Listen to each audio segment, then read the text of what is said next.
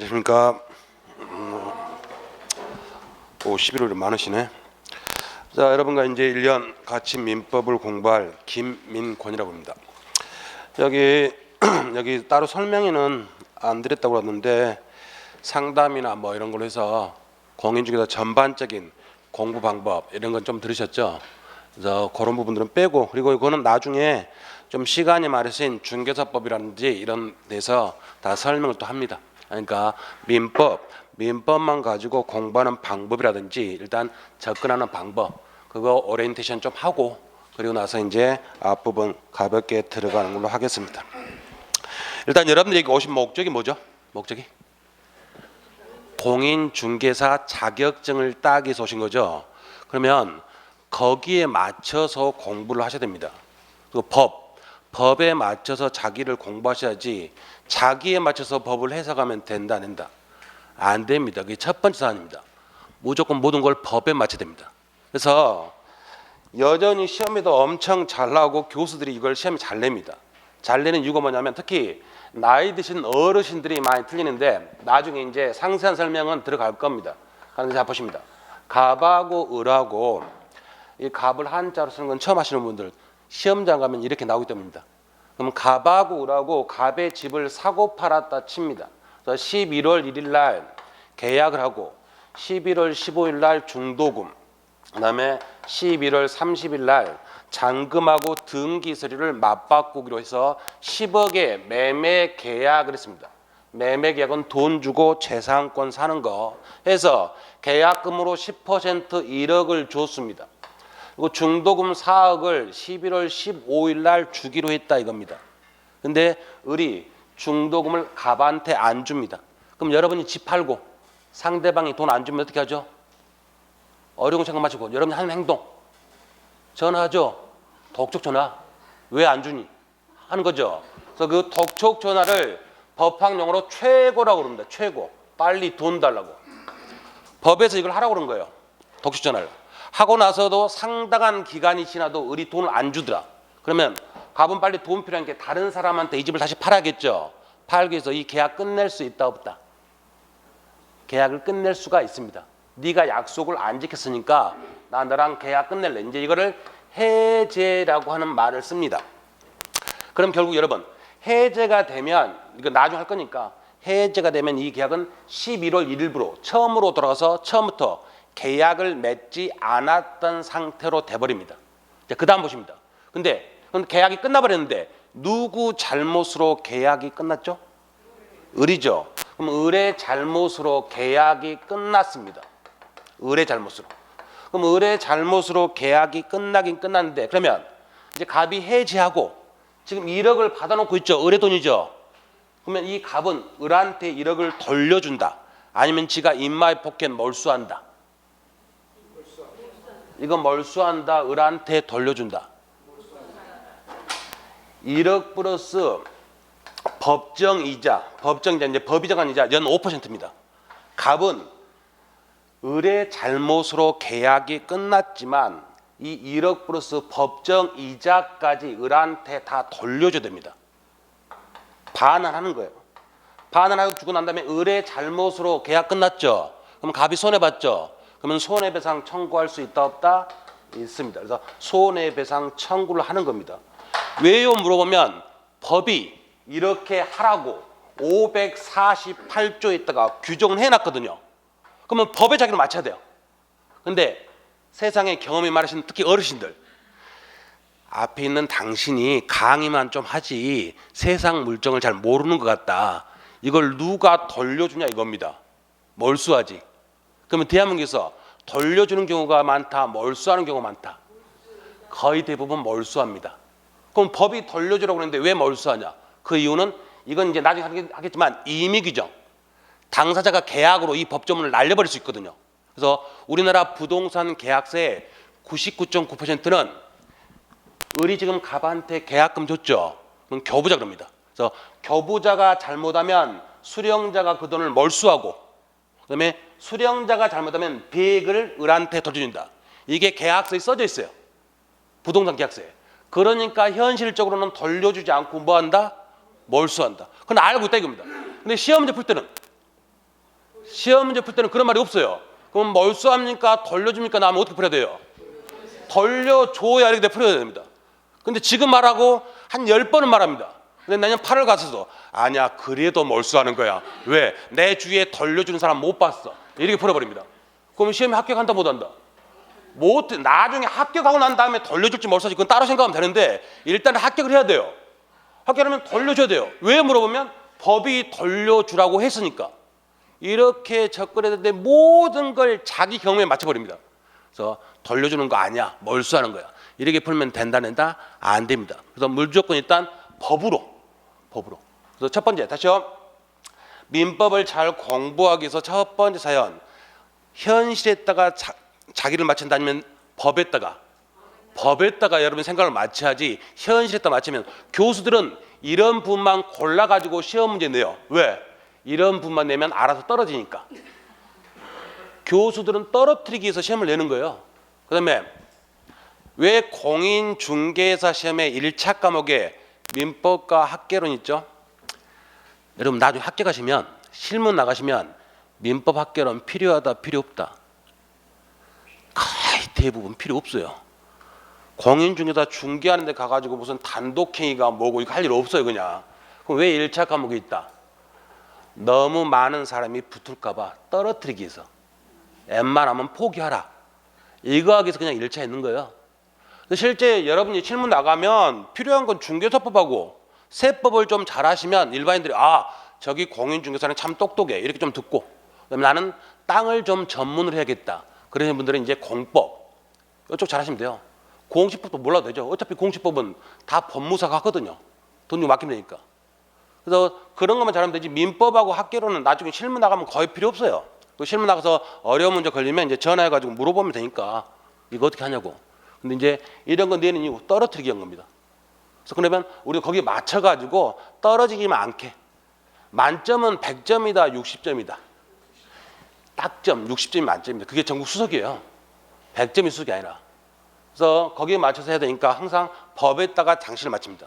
두 번째, 특히 여자분들이 많이 이제 함정에 빠지는데 시험 문제 케이스를 내면 제발 사연 좀 파지 마라. 사연. 제3자 입장에서 객관적으로 그걸 판단해야지 사연 들어가는 사람들이 굉장히 많습니다. 그럼 제일 간단한 문제로 것입니다. 갑에 멀쩡한 땅이 있습니다. 갑이 땅을 갖고 있습니다. 근데 이제 잠시 지금 서울로 나와 있고 지방에 지금 땅이 있습니다. 근데 을이라고 하는 놈이 아무런 원인도 없이 갑의 등기를 위조해 가지고 지 앞으로 등기했다 이겁니다. 그다음에 지 앞으로 등기하면 이제 자기 땅인 양 등기부에 나타나 있죠. 지 땅인 양 사기쳐 가지고 병한테 이 토지를 팔아버립니다. 병이 등기부를 믿고 땅 샀다 이겁니다. 그리고 병이 이제 자기 땅이라 믿고 여기다가 지 땅이라 샀으니까 건물을 지었다 이겁니다. 건물. 이 상태에서 나중에 그래서 병이 5년간 아무런 문제 없이 잘 살고 있다 이겁니다. 근데 이제 갑이 오랜만에 고향 마을에 왔더니 자기 땅에 모르는 사람이 건물 짓고 살고 있더라 이겁니다. 그럼 당연히 갑이 야, 너 뭐 하는 놈이니? 건물 철거하고 내 땅 돌려줘 하겠죠. 그러면 을은 아니 병은 버틸 수 있다 철거해야 된다. 여기서 버틸 수 있다 아니면 철거해야 된다. 이거는 딱 하나뿐입니다. 병한테 땅 사용권이 있으면 버틸 수 있다. 병한테 땅 사용권이 없으면 남의 땅 있죠? 철거해야 돼요. 근데 병은 지금 땅 사용권 있다 없다? 땅 누구한테 샀다? 땅 주인 갑한테 샀다? 을한테 샀다? 을. 그럼 을한테는 권리가 있다 없다? 없습니다. 그럼 앞사람의 영이면 뒷사람도 뭐? 얘가 아무런 권리 없으니까 얘도 아무런 권리가 없어요. 이제 전문용어로 나 등기 믿고 샀으니까 나 보호해달라. 이걸 등기의 공신력, 좀 어려운 말이 편하거든요. 등기, 공적 장부를 믿었으니까 나 보호해달라 이겁니다. 근데 우리나라는 언체 전 세계에서 사기꾼이 가장 많은 나라가 대한민국입니다. 그래서 등기의 공신력을 줄 수가 없어요. 이걸 줘버리면 등기의 공신력을 줘버리면 병이 소유권을 취득한다는 말이에요. 그러면 누구 땅에 날아가 버린다? 그럼 갑은 자기 동네, 일산 아니고 다른 동네에 땅 가지고 있을 수가 있다 없다? 없어요. 불안해서 학원에 나왔다가 불안해 누가 건물 질까 봐 또 전화하고 연락해야 되고 등기에 공신력을 줄 수가 없습니다. 그래서 결론 얘는 땅 사용권이 없으니까 철거할 수밖에 없다. 가면 철거 청구할 수 있다. 이렇게 돼버립니다. 근데 이제 여기다가 약간 지금 뉘앙스를 줘. 병이 뭐 5년, 7년 아무런 이상 없이 살았다. 그러면 이렇게 되면 여러분들은 의식하지 않는 사이에 자기가 병으로 빙의가 돼. 내가 병이 돼버린 거야. 그러니까 철거 청구하면 안 돼. 이렇게 풀어버립니다. 5대 X다. X. 그러면 내년에 또 공부합니다. 내년에. 그럼 안 돼요. 그다음에 또 역시 이렇게 문제 풉니다. 갑의 입장. 여기서 여러분 문제는 간단해요. 지금 을한테 사기당한 것은 갑이다 병이다. 병. 그럼 쥐가 사기를 당했으면 그 손해를 자기가 감수해야지. 이 자기가 사기받은 손해를 아무런 잘못 없는 땅주인 갑한테 전가시키면 된다 낸다. 안 됩니다. 그래서 이런 문제가 엄청 많이 나거든요. 건물 철거 청구할 수 있습니까 없습니까 나옵니다. 그럼 여러분들은 헷갈리고 모른다. 그러면 여러분들의 심정은 90%가 건물 철거는 안 돼. 왜? 여러분 것도 아니면서 일단 막으려고 무조건 철거는 안 돼. 근데 오히려 시험 문제 풀 때는 90%는 오히려 철거할 수 있다. 모르는 문제 나오면 오히려 그렇게 풀면 다 맞춰요. 근데 거의 대부분 철거할 수 없다 이겁니다. 내용은 간단해요.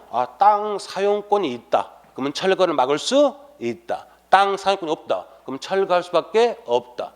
100층짜리 건물이다. 철거 청구할 수 있다 없다? 200층, 300층 올라가도 그냥 땅 사용권 없으면 철거할 수밖에 없습니다. 철거해야 돼요. 여러분이 막는다고 해서 건물이 보호되는 게 아니라니까요. 그냥 그림. 여러분이 이 건물이 아까워서 건물 철거를 막기 위해서 풀어버리면 누가 보호가 안 된다? 여러분이 보호가 안 돼요. 합격을 못 해버린다니까. 합격해야 되는데 여러분 건물도 아니고 실제 건물도 아니고 실제 건물에도 이미 철거 끝난 거예요. 그러니까 그냥 딱 제3자 객관적 입장에서 그냥 땅 사용권 이것만 판단하지 이 사연으로 빠져들어가면 된다는다. 안 됩니다. 절대 사연으로 들어가면 안 돼요. 여러분 물건도 아니니까 제3자 입장에서 판단하자 이겁니다. 3자 입장에서.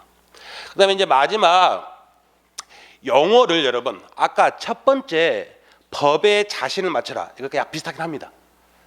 기본적인 개념을 정확히 정립을 하셔야 됩니다. 여러분이 신문, TV, 라디오, 뉴스 막 여기서 보던 개념하고 공부하시다 보면 이 개념들이 틀려요.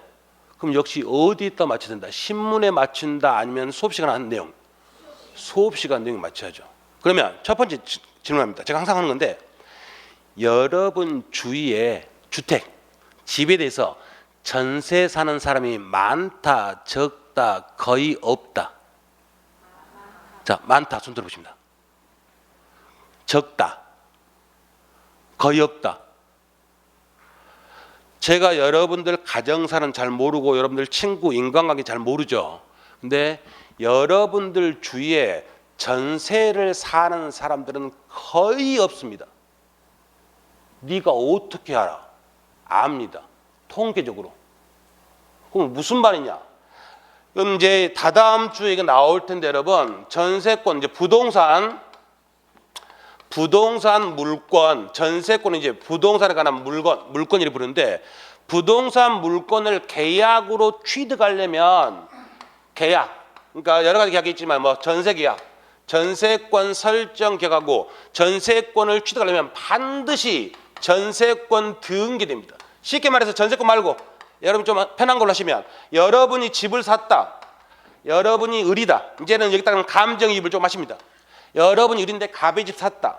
그럼 언제 여러분이 갑의 집 이거 일산의 1-1번지 이 집 언제부터 을의 집이다. 계약하면 을의 집이다. 오덱스다. 잔금 다 주면 을의 집이다. 오덱스다.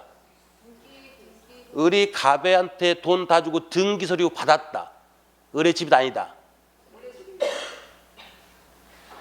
등기소에 을이 소유자로 등기가 돼야만 을의 집입니다.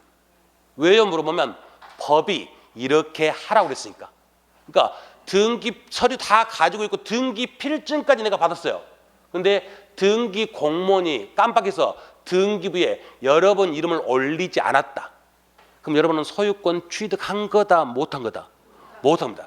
반드시 등기부에 내 이름이 올라가야만 그 권리를 취득합니다. 그럼 그건 이렇게 소유권 말고 전세권 이런 것도 마찬가지입니다. 그러면 이 을이 갑의 집에 전세살로 들어갔다. 그럼 을이 갑의 집에 전세살로 들어가서 전세권 설정 계약을 설사 했다 치더라도 을은 어떻게 해야만 전세권 취득한다? 그렇죠. 전세권 등기. 부동산 등기부 을구에 전세권 등기해야 됩니다. 그런데 집주인들이 전세권 등기 준 경우가 거의 있다 없다? 없습니다. 그러면 전세 계약은 했죠. 등기됐다 안 했다? 안 됐다. 그러면 전세권 취득했다 못했다? 못했다니까요. 아직 물권자 아니에요. 이 사람은 전세권 취득 못한 거예요. 이런 걸 가지고서 이제 나중 다음 잘 텐데 다다음 주에 채권적 전세 이렇게 부릅니다. 그럼 이 채권적 전세는 뭐랑 똑같냐면 임대차하고 똑같아요. 임대차. 나중에 이제 물권, 채권 공부하는데 전세권은 물권, 임차권은 채권. 엄청난 차이가 있습니다. 근데 이 사람은 임차권만 취득한 거예요. 임차권. 그러니까 여러분 9시 뉴스에 전세 대란 나오죠. 그건 전세 대란이다. 임대차 대란이다. 임대차 대란입니다. 임대차. 여러분 주위에 전세라고 하는 것은 상가 그 중에서 좀 힘이 센 임차인들 누구냐면 은행 아니면 병원이 들어가면 그 건물 값어치 약간 높게 보죠. 이 병원 이런 사람들이 전세권 등기해달라. 그러면 이제 건물 주인들이 해줍니다. 그런 사람들이 전세권 가지고 있지 이 소상공인들 이 사람도 전세권 거의 못 가지고 있고 특히 주택을 얻어가지고 전세권 갖는 경우는 거의 없어요. 집주인들이 전세권 등기해 준다 안 해준다? 안 해줍니다. 전세권 등기해주면 혹시 급할 때 은행에서 돈 빌리려고 하는데 돈 많이 못 빌리거든요. 안 해줘요. 그래서 여러분 주위에 전세라고 하는 것은 99%다 임대차, 임차권이니까 그렇게 문제를 풀어야 됩니다. 근데 이렇게 말해도 또 문제 풀라고 하면 전세권 문제를 딱 냈어요. 막히면 여러분들 무슨 생각한다? 내 주위에 전세를 사는 사람을 생각한다. 그렇게 문제 풀면 맞는다 틀린다 100% 틀려버립니다. 그러면 여러분들이 어려웠다고 하는 거 법조문 자세를 했어요. 갑의 집에 잡으십니다. 갑의 집에 을이 전세를 살고 있어요. 전세를 살고 있다는 것은 무슨 권 가지고 있다? 전세권. 근데 계약 기간 2년이거든요. 2년 사는데 중간에 1년 살다가 집 살기 싫어요. 아니면 뭐 다른 데로 정금 발령 났어요. 이때 을은 집주인 갑한테 아무런 말하지 않고 자기 전세권 앞으로 1년 살 덜 권한이 있죠. 이 전세권 마음대로 병한테 팔 수 있다 없다? 집주인이 언어놨더니 을한테 찾아왔더니 병인이어서 내가 전세권자인데 이렇게 합니다. 이렇게 마음대로 을이 병한테 팔 수 있다 없다? 있다니까요. 여러분 주위에 전세를 생각하면 안 된다니까요. 이건 전세권이라는 물건이라고 그랬죠. 이거는 처음에 전세 계약할 때 집주인 갑하고 남한테 팔지 못한다 특약하지 않는 한 마음대로 팔 수 있어요. 근데 여러분 주위에 전세를 산다고 하는 분 중에서 집주인 허락 없이 마음대로 그거 남한테 팔 수 있는 경우 있다 없다? 없습니다. 그때는 을이 갑의 집에 전세권을 가지고 있는 거다. 임차권. 차임, 노임, 대가입니다. 그다음에 차자가 빌릴 차자. 그래서 남의 물건을 빌린 사람입니다. 임차권은 이 사람은 채권이거든요. 그럼 이 임차권자 을이 갑의 집에 2년 임대차 계약했거든요. 근데 1년 살다가 집이 마음에 안 들어. 그러니까 을이 병한테 임차권 양도 있어요. 팔았어요. 전세권 양도처럼. 갑한테 동의도 받지 않고 임차권을 양도했습니다. 집주인 갑이 왔더니 이상한 놈 살고 있어. 그래서 갑이 와서 야, 너 뭐하는 놈이야? 내 집 돌려줘. 너 뭐하는 놈이야? 임대권 끝내. 임대차 해지하고 너 나가. 그 갑 행사할 수 있다 없다?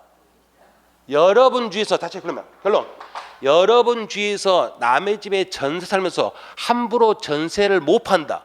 그럼 전세다 임차권이다? 임차권. 이걸 못 파는 거지. 전세권은 마음대로 팔 수 있다 없다? 있다. 집주인 동의 없이도 마음대로 팔 수 있다니까요. 첫 강의 때 이 내용 했죠. 그럼 이거 가면 또 합니다. 한 7번, 8번 합니다. 그래도 시험장 가기 전에 확인 안 하면 여러분 머릿속에는 아니야, 내 주위에 전세 아무도 못 팔아. 어떻게 팔아? 시험 문제 맞춘다, 틀린다. 틀립니다. 벌써 몇 분의 눈빛이 저런 말을 믿어도 되냐 안 되냐 지금 전혀 생각하지 못한 것만 말하는데, 근데 이 생각하지 못하는 거 이런 거 위주로 시험 문제를 낸다니까요. 그러니까 여러분 생각을 한 번은 법에 맞춰서 바꿔줘야 돼요. 그러나서 이걸 반복을 하셔야 되는데 계속 말씀했는데 계속 자기한테 법을 맞춰버리는 분들이 있습니다. 그럼 절대로 안 됩니다. 항상 일단 법에 자기 자신을 맞춰가지고 그 이후에 반복하시면 됩니다. 그래서 첫 번째 다시요. 현실에다가 시험 문제를 맞추는 것은 현실에다 맞추는 게 아니라 어디에 맞춘다?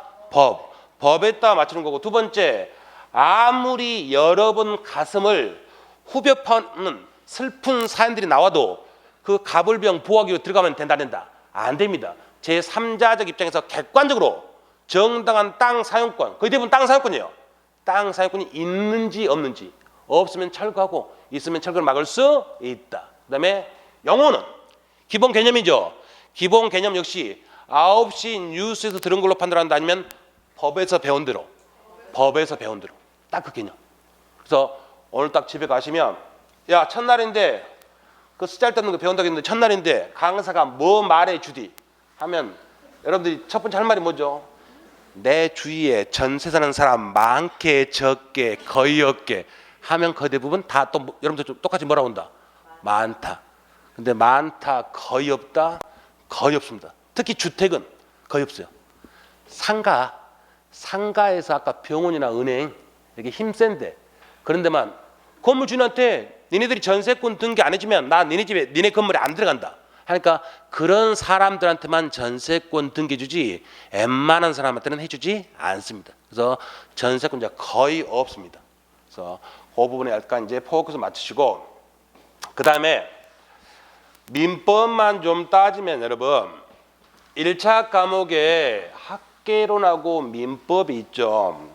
그리고 1차랑 그 두 개 합쳐서 평균 몇 점? 60점. 가랑 몇 점? 40점. 그래서 두 과목 다 일단 40점 이상은 맞춰야 되고 평균만 60점 이상을 맞히면 일단 1차는 합격합니다. 근데 2차 과목은 과목이 총 4개인데 시험 이제 점수는 300점이죠. 공법 100점, 공시세법 합쳐서 100점. 그러면 중개사법 100점. 그래서 300점입니다. 그러면 아까 잠깐 말씀드렸는데 민법이 있고 학개론 이게 있는데 이게 100점씩이다 이겁니다. 그래서 평균 60점을 맞춰야 되고 평균 60. 그다음에 40의 거락이 있으면 안 됩니다. 그럼 여기서 민법의 만점이 몇 점이냐 이걸 좀 보십니다. 여러분 냉철하게 공부됩니다. 민법의 만점은 물론 객관적으로 만점이 100점이 만점이죠. 근데 민법이나 학개론 둘 다 결코 100점이 만점이 아닙니다. 왜 그러냐면 일단 두 과목 다 합격하려면 일단 몇 점은 맞춰야 된다? 40점. 한 과목이라도 40점 이하로 떨어지면 된다는다? 안 됩니다. 그러면 내가 학개론을 40점 맞췄다 칩니다. 그럼 이분은 합격하려면 학개론 40점이면 합격하려면 민법은 몇 점을 맞춰야 되죠? 80점. 몇 점 갖다 줄 수 있다? 20점. 그럼 이 민법을 90점 맞췄다. 재밌다고.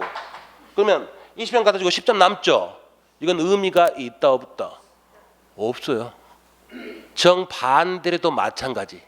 그럼 이 말의 의미는 뭐냐 하면 이 부분이 나한테는 너무 어렵고 나한테는 안 맞고 이러면 처음부터 과감히 중간중간에 처음부터 제낄 줄 알아야 됩니다. 이건 나 못 맞아도 상관없다. 8문제 틀려도 어차피 나는 만점이다. 8문제. 그렇게 접근하셔야 되지. 물론 학원을 들으시다가 이제 중간에 힘들다고 그만두시는 분, 뭐 혼자 하겠다 하시는 분, 이런 분들은 크게 신경 안 쓰는데 제가 제일 안타까운 분들이 뭐냐면 정말 열심히 공부하십니다. 근데 떨어져요. 근데 떨어지는데 그분은 왜 떨어지냐? 민법을 학문으로 공부하니까. 합격하기 위해서 공부해야 되는데 학문으로 나는 책 있는 모든 걸 다 알겠다. 이렇게 공부하십니다. 그럼 모든 거 다 알아서 합격했다. 다른 사람이 알아준다 모른다? 모릅니다. 민법 90점에 학교는 37.5 맞은 사람하고 민법 학교는 둘 다 60점 맞은 사람하고 천지 차이입니다. 60점 맞은 사람은 그 점수 누가 안다 모른다? 몰라요. 나가서 몇 점 맞았다? 민법은 대충 한 85점 맞은 것 같고 학교로는 뭐 8점 맞아 이렇게 하는 겁니다. 다. 그러니까 거기 냉철히 맞춰서 공부하지 학문 쪽 호기심으로 공부하는 거 아닙니다. 내가 민법학이라는 이 학문을 공부하고 싶다. 그러면 방송통신대학교로 가든지 아니면 다른 데 가서 민법 그 법학 이걸 공부해야지. 우리는 민법학이 시험법이다. 민법이다. 민법. 오로지 법 전문가 법원에서 뭐라고 판결 내렸는지 판례. 그래가지고 이거를 암기를 어떻게 이해하고 암기를 많이 해서 답을 맞추냐. 이것만 하는 거지 절대로 여기서는 학문을 가르쳐 주는 데가 아닙니다. 저도 학문 가르칠 만한 능력도 안 되고. 그래서 항상 냉정하게 물론 여러분 여기서 어렵다 하더라도 제가 어느 부분 빼고 이러진 않아요. 저는 여러분한테 120%를 강의합니다. 왜 그러냐면 남들한테는 A라는 사람한테는 이게 굉장히 어려운데 또 B라는 사람은 남들 다 어렵다는데 그 부분만 자기가 쉬워. 그러면 그 부분 맞춰야 되니까. 그래서 그러기 위해서 저는 강의를 다 합니다. 빼진 않아요. 빼를 다 하는데 여러분들이 이제 공부하시다가 아 이건 나하고 안 맞다. 그러면 8문제는 어차피 틀려도 상관없으니까 과감히 지우십니다. 그리고 넘어가. 그리고 그 지울지 안 지울지는 나중에 결정하셔도 되는데 법학 특히 책을 읽다가 여러분 법학은 1페이지부터 마지막까지 다 연결됐어요. 그럼 내가 30페이지를 보는데 도대체 뭔 말인지를 모르겠더라 이겁니다. 그러면 그걸 잡고 연구한다 넘어간다. 넘어갑니다. 넘어가다 한 100페이지쯤 보다 보면 거기 나온 내용 보다 보면 30페이지가 바로 이해되는 경우가 엄청 많습니다. 그러니까 항상 법학에서는 항상 모르는 게 있으면 체킹하시고 넘어가십니다.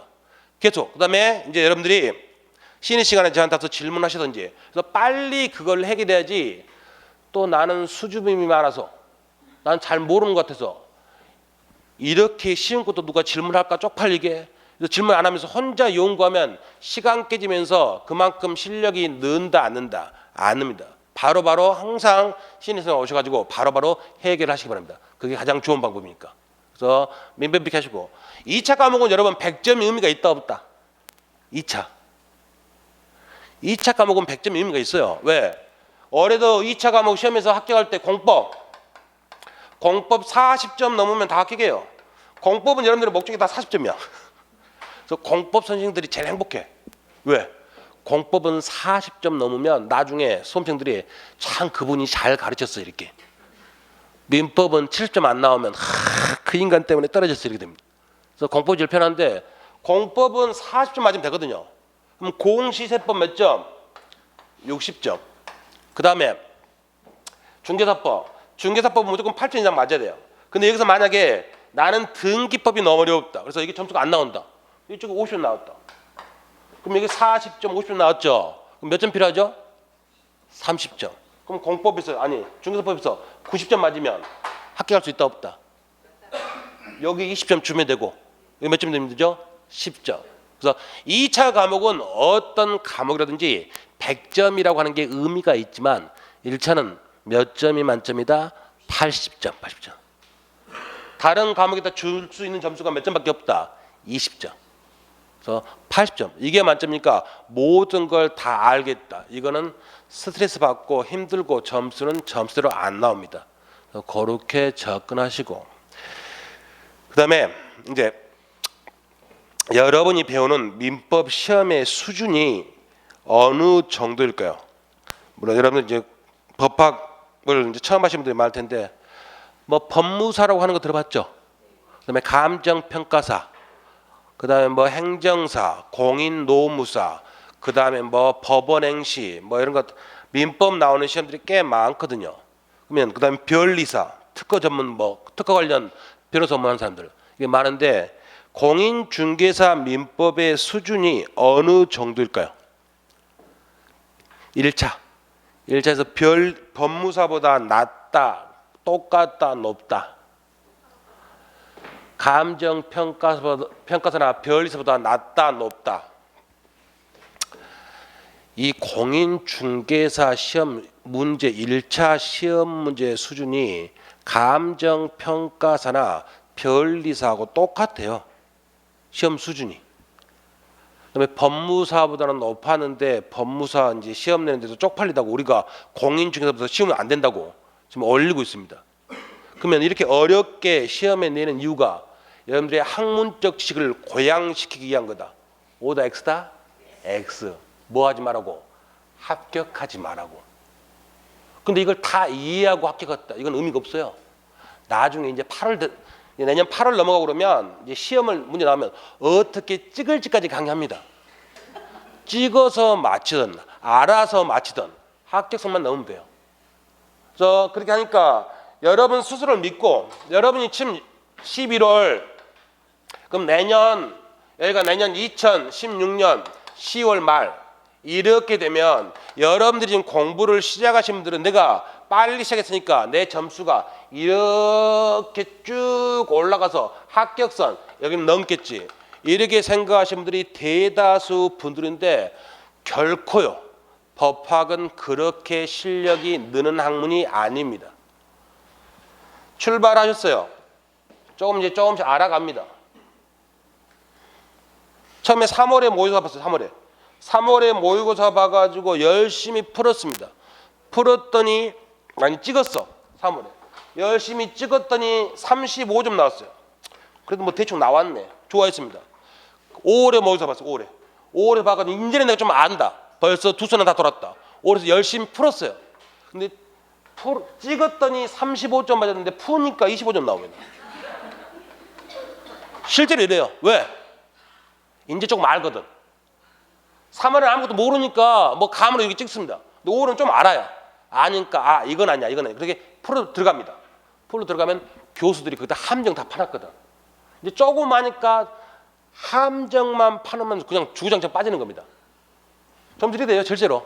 그래서 이렇게 되다가 쭉 이렇게 됩니다. 되다가 점수가 언제 나오냐면 시험 보기 한 달 전 9월 이때 여기 이렇게 쭉 가다가 이때 점수가 올라가. 이때 실제 법학은.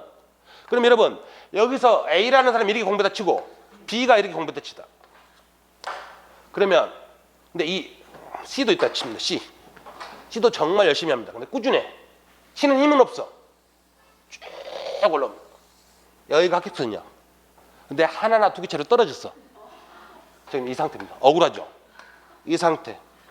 처음에 1월, 2월, 3월, 4월 다 누가 C가 공부 잘했다, B가 공부 잘했다. C가 공부 잘했죠. B는 C보다 언제 하루만 공부 잘했다. 시험 보는 하루 그날만. 그러면 시험 보고 나서 채점하죠. 채점하면 C는 지금까지 배운 지식이 다 사라졌다, 머릿속에 남아있다.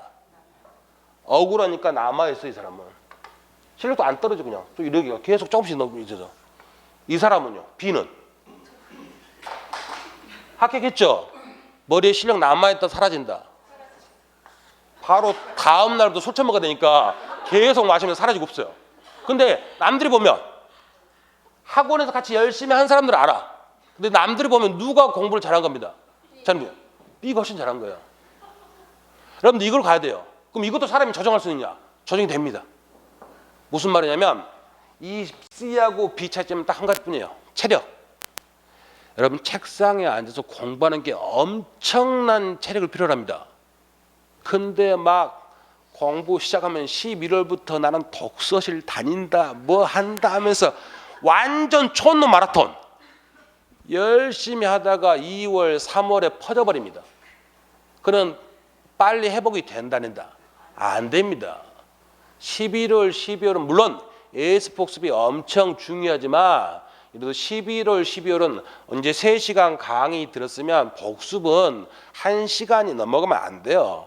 안 되고 이렇게 얘가 이렇게 말했지 그럼 이걸 좀 조심하라고 했으니까 이것 좀 한 번 더 보고 이런 식으로 하시고 나중에 날도 져가지고 남들이 퍼질 때 그때 이제 몰아쳐야 돼요. 그래서 이때 긍정적인 사고만 항상 나 5월달 6월달에도 사실 좀 안 나와도 상관없다 이겁니다. 근데 긍정적 사고하고 체력만 유지하면 체력 간다니까요. 이런 합격 굉장히 많이 합니다. 물론 이런 사람보다 더 합격 많이 한 사람은 제가 9년째 지금 강의 중인데 9년 강의하고 한 최고의 결론은 합격을 제일 많이 한 사람이 누구냐? 여기 앉은 사람들. 여기 한 두 분밖에 안 계시네. 그분들이 어떻게 하시는지 모르겠지만 어쨌든 이 앞쪽에 앉으신 분들, 그분들은 어차피 대다수 합격입니다. 근데 뒤쪽에 저도 이제 사법시험 공부하다가 1차만 한 3번 붙고 2차만 계속 떨어지는데 제가 앉는 자리가 저 제일 뒤쪽, 저쪽 제일 뒤쪽. 이건 집중력이 떨어져요. 그래서 좀 그거는 좀 그렇게 되는데 앞쪽에 앉으셔서 항상 체력과 긍정적 사고 이 두 가지만 있으면 이렇게 합격할 수 있다. 지금도 점수에 신경 쓰지 말라고 제가 계속 말씀드리는데 계속 여러분들이 신경 쓰죠. 근데 뭐 그건 어쩔 수 없는데 그래도 신경 쓰더라도 의식적으로라도 아 나는 나중에 점수 나와. 나는 누가 뭐래도 누가 될 거야. B가 될 거야. 물론 처음부터 잘 나와도 상관없는데 이렇게 될 수 있으니까 항상 이렇게 믿고 가시면 됩니다. 이렇게 하시고 그다음에 뭐 기타 공부 물론 이제 1월 달 정규 순환 들어가고 그러면 시간상 저도 이제 수업 시간에 같이 질문하고 받고 하면 좋은데 민법은 양도 많다 보니까 정규 수업 시간 들어가면 그건 안 됩니다. 근데 지금 이제 11월, 12월 예비 과정이니까 입문 과정이니까 뭐 수업 시간 중간에 질문하실 게 있으면 질문하셔도 상관없습니다. 그 질문 뭐 지금 뭐 공부 방법에는 뭐 질문 없습니까? 질문 없으시면 이제 첫 시간인데 아예 안 하고 끝내는 건 좀 그러니까 이제 우리가 조금 10분 쉬었다가 할 내용들 잠깐 이제 보겠습니다. 여러분 시험 문제에서 가장 많이 나온 게 이건데 갑의 집을 을한테 팔았다 칩니다. 그러면 11월 1일 날 팔고 11월 15일 날 중도금 받기로 하고 11월 30일 날 잔금을 받고 등기 서류를 넘겨주기로 했다입니다. 근데 11월 1일 날 매매 계약을 했는데 이 매매 계약 자체에 아무런 문제가 없다. 아무런 문제가 없다. 이 말을 법학에서는 매매 계약이 효력을 발생한다. 줄이면 효력이 있다죠. 그래서 있을 유자, 그다음에 효력을 표자에서 매매 계약이 유효하다리 됩니다. 그럼 매매 계약이 유효한 매매 계약이 있으면 을 앞으로 등기 넘겼죠. 그러면 을 소유권 취득한다 못한다. 자, 유효한 계약 있죠. 그에 따른 등기했죠. 그러면 소유권 취득한다 못한다? 한답니다. 역시 마찬가지 갑도 10억에 자기 집 팔았다. 그러면 이제 11월 30일 날 갑도 10억에 대한 소유권 취득한다 못한다? 한다. 이렇게 됩니다. 그다음에 이 거기서 보통 이게 매매할 때 보통 누가 낀다? 공인중개사 A가 끼죠. 그럼 여기서 정상적으로 다 이루어지면 공인중개사 A도 일정 비율의 중개보수 받을 수 있다 없다? 있다. 그러면 계약이 완벽히 유효가 되면 자 소유권 취득 지네들이 원하는 대로 을은 집 소유권 취득했죠. 갑은 돈 취득했죠. 그다음에 A는 중개보수 받았죠. 아무런 문제가 있다 없다? 없습니다. 근데 이게 만만치가 않아요. 근데 매매 계약이 유효가 되는 게 그래서 유효가 되면 이렇게 완벽히 모든 게 끝납니다. 근데 이 매매 계약이 문제가 발생했다. 이 계약이 효력을 발생할 수 있는 요건을 갖추지 못했다. 그때는 매매 계약을 무효로 해요. 무효. 아니면 매매 계약이 일단 유효인데 뭔가 하자가 있다. 그러면 계약을 취소할 수가 있습니다. 그러면 무효나 취소가 되버리면 무효 말 그대로 아무런 효과가 없어요. 그럼 매매 계약이 아무런 효과가 없으니까 을이 등기에도 소유권 취득한다 못한다? 못합니다. 갑은 돈 받아갔죠. 지 돈이다 을의 돈이다? 을의 돈. 서로 돌려줄 의무가 있다 이겁니다. 그다음에 처음에는 유효가 됐었는데 이것도 취소해버리면 취소하면 역시 무효로 바뀌거든요. 그럼 서로 주고받은 걸 돌려줘야 됩니다. 그래서 결국 을이 집을 가져가고 갑의 돈을 가져가고 A가 중개 보수를 가져가기 위해서는 매매 계약이 완벽하게 뭐가 돼야 된다? 유효. 근데 이게 문제가 있으면 가져가지 못해요. 그럼 이게 유효냐 무효냐 이거 가지고 민법 문제 무려 15문제는 여기서 내는 겁니다. 어떻게 하면 유효가 되고 어떻게 하면 무효가 되느냐. 그럼 어차피 시험 문제는 유효가 되는 걸 낸다 아니면 무효가 되는 걸 무효. 무효되는 거. 무효가 안 되면 이게 유지되니까. 그래서 이거 공부하는 겁니다. 근데 거의 대부분 이제 여기서 공부하는 건데 법학은 단계적이다 보니까 유효다, 무효다, 취소다 이 말을 하기 전에 일단 뭔가 계약이 있어야만 거기다가 유효다, 무효다, 취소다 이 말 하겠죠. 계약이 없는 계약에 유효, 무효 이런 말 쓴다 못 쓴다? 못 씁니다. 이게 이제 단계예요. 그러면 여기서 시험 문제 대부분 나오고 이제 앞부분 잘 안 나오는데 일단 그러면 계약은 법률행위는 일단 성립해야만 그 다음에 유효, 무효, 취소를 따진다 이겁니다. 그럼 법률행위가 성립 안 했다. 거기다가 유효, 무효 이런 말 쓰면 된다는다? 안 됩니다. 그래서 이제 앞부분부터 다 공부할 텐데 여러분 책을 보시면 이제 조금 있다가 다시 다 할 건데 101페이지를 한번 보시면